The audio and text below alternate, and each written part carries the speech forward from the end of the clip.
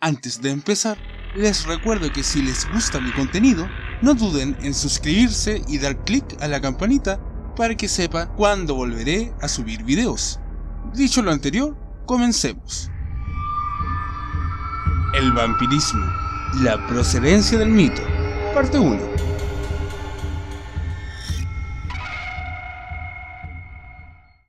¿Cuántas veces nos han visto en múltiples películas personajes gallardos, narcisistas y hedonistas, con una imagen de una maldad encarnada al puro estilo hollywoodense, en donde los atributos de seducción llegan a caer en la verdadera estupidez? Y sí, tomo como ejemplo al brillo eclipsante que Edward presentaba ante su exposición al sol en la saga Crepúsculo, pero en realidad el mito comienza con esa representación tan comercial de una bestia que debería ser símbolo de un pacto destructor de la humanidad. Otros quizás recuerden a Drácula, del irlandés Bram Stoker, inspirado en el inverosímil personaje histórico de Vlad Tepes, o a una contraparte femenina, la tan afamada condesa Elizabeth Bathory, terror de sirvientas y campesinas. Pero a pesar de tan reconocidos precedentes, los orígenes del mito provienen de tiempos lejanamente anteriores.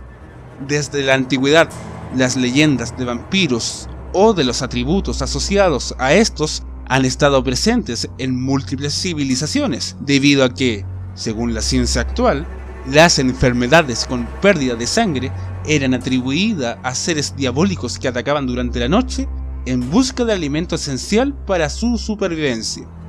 Ejemplos tales como el pájaro bebedor de sangre, que representaba la reencarnación de algún ajusticiado injustamente, que aparece en esa forma para atacar durante las noches a los hijos de sus asesinos, mitología del antiguo Egipto. O en la cultura griega, donde nos encontramos también a las lamias, criaturas con la parte superior de mujer y la inferior de forma de serpiente, que atacan a sus víctimas mordiéndolas, de las que se destaca la ninfa Equidna. O la tan reconocida mitología de Lilith, que es asociada a los inicios del mito del vampirismo, como sus correlativos incubos o sucubus, quienes al poseer sed por la esencia sexual y vital, y la sangre ser considerada el líquido vital, fueron relacionados con el vampirismo. Inicialmente la mayoría de menciones de seres con características vampíricas en la antigüedad son parte del folclore y de los mitos en casi todas las civilizaciones, desde Egipto y Sumeria hasta las culturas indoamericanas. De la misma manera encontramos referentes en Mesopotamia con los Utuku, la antigua China con los Yanchi, en el folclore árabe y africano con los demonios necrófagos y vampíricos, y la lista suma y sigue. Pero la construcción del mito tal como lo conocemos pertenece a la narrativa oral de los pueblos eslavos, la cual está plagada de leyendas vampíricas. Estos empezaron a creer que las ya nombradas bestias nacían de cuerpos incorruptos que no habían muerto del todo, los no muertos. Creían que la causa se debía a mordeduras de determinados animales, como escorpiones o personas que habían sido excomulgadas, que no se iban a la otra vida en paz y su alma era oscura. Su presencia se hacía notar cuando, durante las noches, el ganado desaparecía de forma brutal y misteriosa. En la Edad Media, los vampiros empiezan a ser parte de mitos y leyendas relacionados con personajes reales o con sucesos e identidades míticas con algún trasfondo real. Se producen apariciones en sagas como la Exvigria, que data del siglo XIII, que habla sobre la colonización de Islandia, como también en el temor de los evangelizadores cristianos del siglo XI, ante los rituales y creencias paganas ligadas al culto de los muertos. En mitologías y leyendas que persistían o se originaban en el cristianismo, como en la Grecia cristiana, en donde continuaban la creencia de los bricolacas o timpanios, que atacaban a su familia y amigos después de muertos, o la leyenda española del conde Struga, o los perros vampíricos del mismo país. En la literatura, a manos de Walter Map, también hace su aparición, en su obra de Nugis Curalium de 1190, o la de William de Newburgh en el libro 5 de su historia Rerum Anglicarum de 1196, en donde incluyen relatos tradicionales de vampiros.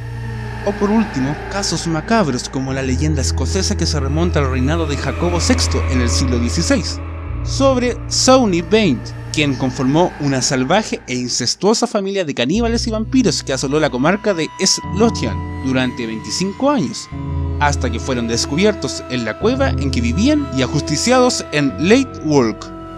Con la pérdida del extremismo religioso y el avance de la ciencia médica, la leyenda de los vampiros había ido desapareciendo de Europa durante el siglo XV, cuando en el siglo XVII, el abad Don Agustín Calmet, un erudito en arqueología y teología a la vez que en los temas bíblicos, publicó un librito titulado Vampiros de Hungría y los alrededores. Como se cuidó de incluir testimonios médicos sobre el desenterramiento de infinidad de cadáveres incorruptos en los países que conformaban la región de Transilvania, creyó estar ante unos evidentes y reales casos de vampiros. Gracias al texto anterior, en el siglo XVIII se produce un auge en la creencia de los vampiros, asociándoles las muertes y desapariciones no resueltas. Muchos cuentos infantiles, también siendo de terror, se llenan de personajes que llegan volando en mitad de la noche para atacar a sus víctimas indefensas. Algunas investigaciones relacionan las presuntas muertes por vampirismo con una epidemia de rabia, hecho que explicaría la violencia de los afectados y la poca tolerancia a los olores fuertes como el ajo. Se dice que la aparición de este maléfico personaje se debe en parte a la necesidad de explicar, en medio de una atmósfera de pánico colectivo, las epidemias causadas por enfermedades reales que asolaron Europa, antes de que la ciencia lograra explicarlas racionalmente. Incluso la Inquisición se ocupa de ellos, declarándolos criaturas demoníacas. De aquí la creencia que retrocedían delante de la cruz. Ciertos sectores de la iglesia, unidos a unos editores avispados, convirtieron la obra de Calmet en la lectura obligada en Europa. Se diría que contaban con el remedio para frenar el avance espectacular que vivía el protestantismo. Y es que el vampirismo resurgió con una fuerza inusitada. Incluso Voltaire llegó a escribir: no se oye hablar más que de vampiros entre 1730 y 1735. Se les descubre en todas partes, se les tiende emboscadas, se les arranca el corazón, se les quema. Con esta última cita, hemos llegado al final de la primera entrega de la mitología asociada al relato vampírico. Espero que les haya gustado y si tienen alguna acotación o sugerencia, no duden en comentarla. Esto fue Logomaquia. Si te gustó el video, da pulgar arriba y comparte. Subiré videos cada semana. Si te gustó el contenido, puedes seguirme en mis redes sociales, encontradas un poco más abajo en la descripción del video. Y no te olvides, contemplar el pasado para comprender el futuro.